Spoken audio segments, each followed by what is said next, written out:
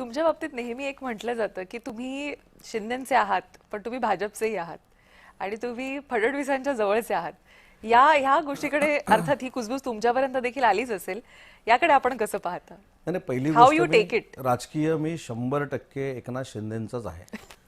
ज्या माणसानं उद्योग विभागासारखं मोठं खातं माझ्यासारख्या कार्यकर्त्याला दिलं, माझ्यावर विश्वास टाकला, एक जवळचा सहकारी म्हणून माझ्यावर ते ज्या पद्धतीनं प्रेम करतात, त्याच्यामुळे शिंदे साहेबांनी राजकीय माझी ओळख खरी तर महाराष्ट्राला करून दिली.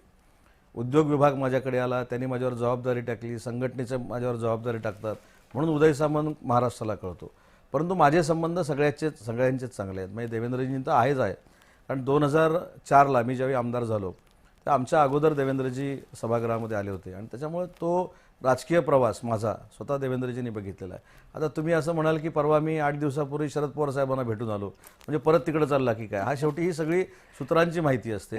पण एक मात्र नक्की आहे की मी सगळ्यांचे संबंध चांगले ठेवलेले आहेत आणि याचं कारण मी मगाशी जो मुद्दा तुम्हाला सांगितला की माझ्या 25 वर्षाच्या राजकीय कारकिर्दीमध्ये मी कोणाची वैयक्तिक बदनामी की वैयक्तिक टीका किंवा एखाद्याला नामोहरण करण्यासाठी वाईट चाल कुठं खेळलो हे अजिबात केलं नसल्यामुळे माझी सगळ्यांचीच मैत्री आहे.